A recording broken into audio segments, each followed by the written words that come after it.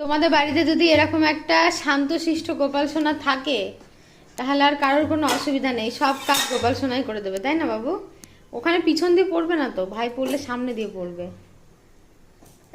এখান থেকে যাওয়া যাবে না, ভাই কি তাকের উপর রেখে যাওয়া যাবে না। ব্লগটা কিন্তু অনেকটা পুরনো একটা ব্লগ, পোস্ট করতে পারিনি কয়েকদিন ধরে, শরীরটা খারাপ তো, কাল থেকে প্রচণ্ড জ্বর। গ্যালারিতে সেভ হয়েছিল, মানে সমস্ত ভিডিওগুলো গ্যালারিতে সেভ হয়ে আছে, কিন্তু ভিডিওটা এডিট করার জন্য আর কি পোস্ট করা হচ্ছে না। তো কাল থেকে আবার ভীষণই জ্বর, আজকে ভাবলাম একটুখানি পোস্ট করি। তো আজকে আমার গোপাল আর আমার লক্ষ্মী যখন ঘুমায় তখন আমার গোটা বাড়িটা একদম শান্ত হয়ে থাকে, বোঝাই যায় না যে আমার বাড়িতে কেউ আছে, মানুষ আছে বলে। দেখো আমার গোপালও ঘুমাচ্ছে, দেখো আমার লক্ষ্মীও ঘুমাচ্ছে এখন। আমার গোপালের তখন সেই ঘুম। সকাল থেকে রাত পর্যন্ত সংসারে প্রচুর কাজ থাকে জানো তো, সাজিয়ে গুছিয়ে রাখার ব্যাপারটাও, ছেলেপিলে নোংরা করার। এখন তো ধরো পুচকু একটু দামাল হয়েছে, এখন একটু হালকা হালকা হামা টানতে পারে, ওকে সব খেলার জিনিস দিয়ে বসিয়ে দিই, ওই জন্য জিনিসগুলো একটু এলোমেলো হয়। এগুলো করতে কিন্তু অনেকটা সময় লাগে, মানে সময় বলতে কি বলো তো, যে সারাদিন বসে থাকি ব্যাপারটা এরকম না, আবার সারাদিন যে ওই যে ওকে নিয়ে কাজ করাতো, তো ওই জন্যই সময়টা আর কি বেশি লেগে যায়। এত ক্লান্তি বোধ হয় না নিজের মধ্যে, মানে রাতে তো ঘুমাতেই পারি না, রাতে 2 ঘন্টা 3 ঘন্টা করে জেগে থাকতে হয়, মানে গোটা রাতের মধ্যে হয়তো 3-4 ঘন্টা ঘুমাই। কোনো দিন যে আজ কতদিন হলো তোমাদের দাদাভাই গিয়ে থেকে মানে দুপুরে একদিনও ঘুমায়নি। তো যাই হোক, আস্তে আস্তে সব কষ্টই চলে যাবে, তার জন্য না। তা নেই, আমার মেয়ে বড় হয়ে গেছে। আর তিধা একটা ম্যাগি বানিয়েছে কালকে রাতে, আমার জাস্ট এত টেস্টি লেগেছে খেতে, কি বলবো। গাজর দিয়েছে, পেঁয়াজ দিয়েছে, লঙ্কা দিয়েছে, একটা ডিম দিয়েছে, সেটাকে ফ্রাই করে ম্যাগি দিয়েছে। আর এই ম্যাগির যে স্পেশাল স্পেশাল যে ইনগ্রিডিয়েন্ট সেটা হচ্ছে, এটা হচ্ছে একটা টমেটো স্যুপ।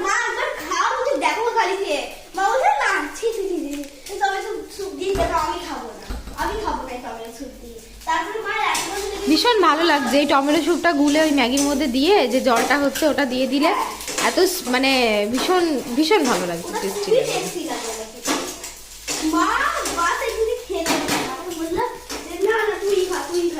দেখো মেয়ের দিন শেষে যে মেয়ের হাতের খাবার খাওয়া, এটাও কিন্তু একটা ভাগ্যের ব্যাপার, তাই না বলো?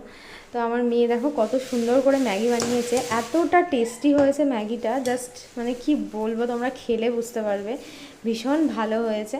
তো ম্যাগিটাকে এই যে আবার দেখো আমাকে বলছে, মা আমি এবার জল এনেছি, তুমি একটু ভিডিও করো। আমি আবার ভিডিও করে নিলাম, তারপর আবার ভাইকে নিয়ে একটু ডান্সিং হচ্ছিল দেখো।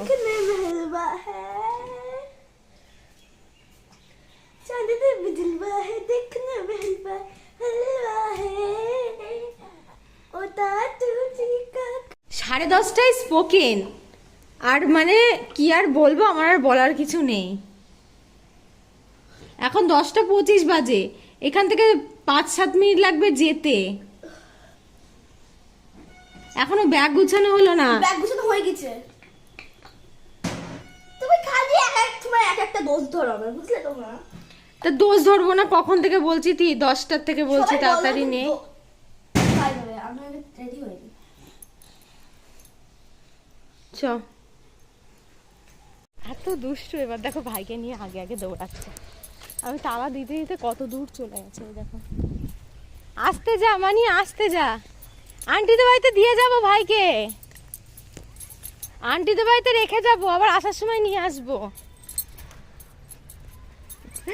আন্টিদের বাড়িতে রেখে যাবো।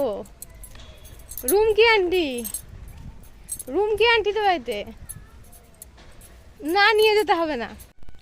এই মাত্র দিয়ে আসলাম মেয়েকে, আর ঘর বারান্দা এখনো মানে কিছুই গোছানো হয়নি, বাসন ধুচ্ছিলাম, দেখো জামাগুলো পুরো ভিজে গেছে, ভাবলাম একবার কাজ কমপ্লিট করে স্নানটা করব। তো জামা কাপড়গুলো কাচা হয়ে গেছে, এগুলোকে আগে মেলে দিয়ে আসি, আর রান্নাঘরে বাসন কুসন মাজা হয়ে গেছে, জাস্ট উপরে এগুলো মুছে এই নিচটা মুছবো, মানে পুরো ঘরটাই আর কি মুছতে হবে, তাহলেই হয়ে যাবে কাজ। সব জামা কাপড়ই কিন্তু মেশিনে কাচি না, প্রচুর জামা কাপড় হাতেও কাচি। আবার যখন অল্প মানে একটা একটা করতে অনেক হয়ে যায়, মানে আগে যেমন রোজ কাচতাম, এখন আর রোজ কাচি না, 2-3 দিন পর পরই আর কি মেশিনটাকে মানে অন করি। আর রিসেন্ট 2-1 দিন ধরে দেখছি আমার কমেন্ট বক্সে একটা কমেন্ট ভীষণ ঘোরাফেরা করতো যে তুমি গ্রামে থাকতে তো এরকম ছিলে না, তুমি বহরমপুরে এসে জিন্স পরছো, টপ পরছো। একদমই ঠিক কথা বলেছো দিদিভাই, আমি আগে একদমই জিন্স টপ, কারণ আমার শ্বশুরবাড়িতে এগুলো পরা অ্যালাউ নেই, কারণ ওখানে আমি কোনো দিনই পরতে পারবো না। আর আমার বাপের বাড়িতে তো বিয়ের আগে কোনো দিন পরিও নি, এমনকি বিয়ের পরে ওখানেও পছন্দ করে না কেউ পরা। তো মানে সেই কারণে আর কি বাপের বাড়িতে তো মানে শ্বশুর বাড়িতে তো অ্যালাউ নেই, আর বাপের বাড়িতেও মানে একদম তার থেকেও বেশি অ্যালাউ নেই, এরকম একটা ব্যাপার। এইবার আসি, আমি যখন মানে পাঞ্জাবে যাই তখন থেকেই আর কি জিন্স টপটা পরা। পাঞ্জাবে আমার বর পছন্দ করতো, আমার বরই কিনে দিয়েছিল, বলেছিল যে এখানে তো আর কেউ তোমাকে চেনে না। আবার বহরমপুরেও তাই সেম। তো আমাদের বাড়ি থেকে এরকম কোনো ব্যাপার নেই, মানে আমার শ্বশুর বাড়ি থেকে যে তুমি পড়তেই পারবে না, মানে অ্যাকচুয়ালি ওখানে পড়া যাবে না, তাছাড়া কিন্তু তুমি আদার্স অন্য জায়গায় থাকলে তুমি পড়তেই পারবে, কারণ ওখানে তো আর কেউ আমাদেরকে চেনে না, জানে না। আর মানুষের শখের জন্য তো আর কি পড়ে, কিন্তু ওইখানে গিয়ে সত্যি কথা বলতে আমি আর নিজেও পারবো না, মানে নিজেরও তো একটা লজ্জা বলতে জিনিস আছে, সামনাসামনি সবার সাথে সত্যি কথা পড়া যায় না। এমনকি বিয়ের পরে আমার নাইটি পরা পর্যন্ত অ্যালাউ ছিল না শ্বশুরবাড়িতে, কারণ আমার শাশুড়ি মা নাইটি পরা পছন্দই করতো না। আর বিয়ের পরে মোটামুটি 2016 সালের মার্চে বিয়ে হয়েছে, আর আমি ফার্স্ট নাইটি পরি তখন 2020 সালের অক্টোবর-নভেম্বর মাসের কথা। তো নাইটিটা পরা আর চুড়িদার পরা শ্বশুরবাড়িতে অ্যালাউ করেছি, সেটা 2020 সালের অক্টোবর-নভেম্বর মাস থেকেই আমার পুরো একদম মনে আছে আর কি। তার কারণটা হচ্ছে আমার যখন থার্ড অপারেশনটা হয়, আমার পেটে পুরো একদম হার্নিয়া হয়ে পুরো উঁচু হয়ে গেছিলো, মানে সেটা জাস্ট কি মারাত্মক ব্যথা, আর কতটা কষ্ট না দেখলে তোমরা বুঝতে পারবে না। তো বাড়িতে তো তখন শাড়ি পরতাম, চলো নর্মালি, মানে সায়াটা হালকা করে ঢল করে, তো খুবই কষ্ট হতো। তো তারপরে আর কি সবাই বললো যে প্রবলেম হলে তো কিছু করার নেই না, পড়তেই হবে। তো তখনই আর কি পড়াটা স্টার্ট হলো ওই টাইমেই নাইটিটা। আর চুড়িদারটা হচ্ছে যখন আমি বহরমপুরে, তোমাদের দাদাভাই ছিল না, আমি আমাদের ওখানকারই একজন মানে মানে হাতুড়ি ডাক্তার আছে, আমাদের সম্পর্কে মামি মামি বলে। তো ওর সঙ্গে যখন বাইকে করে আর কি ডাক্তার দেখাতে আসছিলাম, যত 2-3 বার এসেছি, তো তখন আর কি আমার মানে শাশুড়ি মাই আর কি বলে যে এরকমভাবে শাড়ি টাড়ি পরে যাবা কী করে, বেঁধে পরে টরে যাবে, আর তাতে তুমি সায়াটা টাইট করতে পারবে না, রাস্তায় হয়তো খুলেই যাবে, চুড়িদারগুলো তোমার পুরনো চুড়িদার আছে ওই সবগুলোই পরে যাও। আর মেন কথা হচ্ছে এই যে বাইরে কোথাও গেলে পরা, এটা কিন্তু পরিস্থিতির শিকার হলে সবাই পরে, এমনকি আমার শাশুড়ি মা পর্যন্ত চুড়িদার পরে। হ্যাঁ, শুনে জানি কথাটা অনেকের হাসি লাগবে যে এই মানুষটা আবার চুড়িদার পরে নাকি, তাই বলে কিন্তু এরকম না যে ঘুরতে গিয়ে, মারা যখন পুরীতে ঘুরতে গেছিলো তখন ওখানে ঘুরতে গিয়ে মা হচ্ছে আমার ননদ বলতে আমার মামা শ্বশুরের মেয়ের সেগুলো নিয়ে যায়। অ্যাকচুয়ালি আমি কিন্তু জানতাম না, মানে ওখানকার অনেক স্মৃতি ছবি তুলে এনেছে, মানে বাবার মা আমাকে এগুলো অনেক দেখিয়েছে। আমি ভেবেছি ভিডিওতে দেখাবো বলে আমি ক্যামেরাটাও অন করতে গেছিলাম, মা বলছে তোকে ধরে এবার দেবো, খবরদার তুমি এসব দেখিও না ভিডিওতে। অ্যাকচুয়ালি কী বলো তো, এই মানুষগুলো তো পড়ে না, ওই জন্য ওদের একটা আলাদা লজ্জা লাগে। আমরা যেমন শ্বশুরবাড়িতে কোনো দিন জিন্সটা পরিনি, তো ওই জন্য এখনও পর্যন্ত সত্যি কথা বলতে পরতে পারবো না। যখন ফার্স্ট টাইম নাইটি পরেছিলাম ঘর থেকে বেরোতেই পারছিলাম না, এতটা লজ্জা লাগছিলো, মানে মনে হচ্ছিলো না এত লজ্জা লাগছে। তো তারপর আবার ছোটো মামি শাশুড়ি এসে বলছে লজ্জা কিসের, বেরিয়ে আসো, অসুবিধা হলে তো পরতেই হবে। তো ডাক্তার দেখাতে যাওয়া থেকে যখন থেকে চুড়িদার পরা শুরু করলাম 2020 সালে, তারপর থেকে মাঝে মধ্যে ওই বাজারে গেলে, মেয়েকে নিয়ে ডাক্তার দেখাতে গেলে তখন মাঝে মধ্যে পরে যেতাম, কেউ কোনো দিনই কিছু বলেনি। তো যাই হোক, ব্যাপারটা বুঝতে পারলে নিজের হালকা পাতলা শখের জন্যই কিন্তু এইগুলো পরা। আর আমার বর ভীষণভাবে পছন্দ করে, মানে ওর কোনো মানা নেই, শুধু ও একটু স্লিপলেস জিনিসটা কম পছন্দ করে, বলে যেটা আমি বলবো সেটাই পরবে, আর যেটা না বলবো সেটা পরবে না। তো ওই জন্য আমি ওর মনের মতো হয়েই চলার চেষ্টা করি। যেমন শাখা পলা খোলাও পছন্দ করে না, বলে আমার যদি কোনো দিন মনে হয় যে হ্যাঁ শাখা পলা তুমি খুলবে তবেই তুমি খুলবে, তাছাড়া খুলবে না, এরকম একটা মেন্টালিটির মানুষ। তো দেখো, আজকে আমরা গেছিলাম বাজারে, বাজার থেকে এসে মানে কি বলবো আর কি, মানে ঘুরে ঘুরে অনেকটা বেলা হয়ে গেছে। তারপরে এসে ভাবলাম একটু নালতের শাক রান্না করি। আগে যারা আমার ভিডিও দেখেছো তারা সবাই জানো নালতের শাক আমাদের একটা ভীষণ কমন একটা খাবার, যেটা প্রত্যেক দিন আমার শ্বশুরবাড়ির ওখানে সবারই হয়। তো এই হচ্ছে নালতের শাকের ঝোল। আমি তো খেতে খুবই ভালোবাসি, আমার মেয়েও ভালোবাসে। আর আমার শ্বশুরবাড়িতে তো এই শাকটা মানে যখন প্রথম ওঠে প্রায় প্রত্যেক দিনই হয় বললে চলে, মাঝে মধ্যে এক একদিন বাদ দিয়ে সবার বাড়িতে। আর এখানে দেখো সজনের ডাঁটা দিয়ে আলু দিয়ে আর উচ্ছে তোমরা দিয়ে সবাই একটা জানো যে আমার পাপা একদম লাল বেলানি জিনিস খেতে পছন্দই করে না। আমার পাপা লালদের শাকটা একদমই লাইক করে না। আমার বাবা মানে মানে লালদের শাকটা দেখলেই বলে পোতা পোতাই সব। অ্যাকচুয়ালি ও লাল পেলে জিনিসটা খেতে ভালোবাসে না, কিন্তু যেমন ভেন্ডিটাও খেতে পছন্দ করতো না, ভেন্ডি ভালো করে ভেজে সর্ষে করলে তখন আবার খেতে ভালোবাসে। পুঁই শাক পছন্দ করতো না লাল পেলানি বলে, তারপরে আবার এখন সবই পছন্দ করে, তার জন্য না। নিজের মতো নিজে থাকলে না অনেক কিছু আনডিসিপ্লিনে হয়ে যায় জানো তো।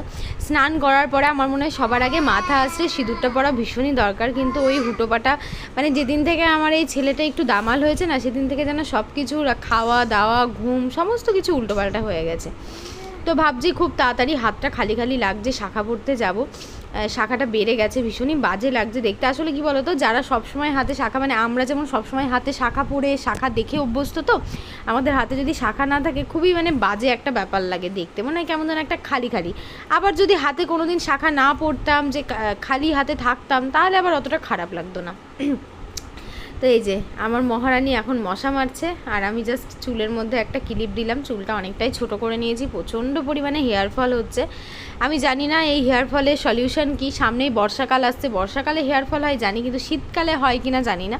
তো সবাই বলছে নাকি বাচ্চা যত হাসে তত নাকি চুল ওঠে। বাচ্চা হাসির সাথে চুল ওঠার কি সমস্যা আমি জানি না, মানে এর মধ্যে হয়তো কোনো না কোনো একটা ব্যাপার আছে নিশ্চয়ই। তো এবার ভাবছি ঘরের মধ্যে থাকতে থাকতে আর ভালো লাগছে না, একটু বাইরে গিয়ে বসি। বারান্দায় একটু মানে বাইরের দিকটা একটু আলো আছে, তো চলো একটু বাইরে গিয়ে বসি। সবাই বলে আমার একটা পাকা বুড়ি আছে, যে সে নাকি আমার সব কাজ করে দেয়।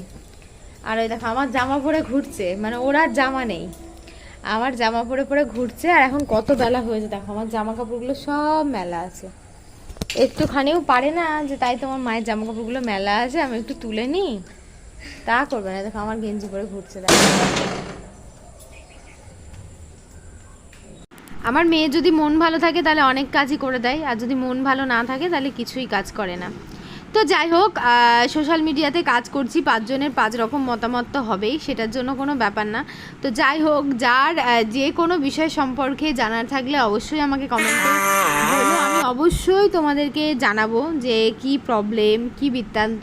হ্যাঁ, যারা অনেকে আমাকে ভালোবাসো তারপরেও বলো, ঠিক আছে, সেটা বলাটা কোনো ব্যাপার না। সোশ্যাল মিডিয়াতে কাজ করতে গেলে ভালো কমেন্টেরও সম্মুখীন হতে হবে, খারাপ কমেন্টেরও সম্মুখীন হতে হবে। সচরাচর আমার মানে অ্যাকাউন্টে খুবই কম খারাপ কমেন্টস আসে, খুবই কম, সামান্য। তারপরেও সেগুলো কোনো ব্যাপার না, কারণ একটা মানুষ কখনোই সবার কাছে ভালো প্রিয় হতে পারে না, এটা একটা ব্যাপার। কারোর ভালো লাগা খারাপ লাগা থাকতেই পারে। তো চলো আজকের ভিডিওটা এখানেই শেষ করছি। সবাই খুব ভালো থেকো, সুস্থ থেকো, সাবধানে থেকো। অনেক পুরনো ভ্লগ শুধুমাত্র শরীর খারাপের জন্য পোস্ট করতে পারিনি, তাই এখন পোস্ট করছি।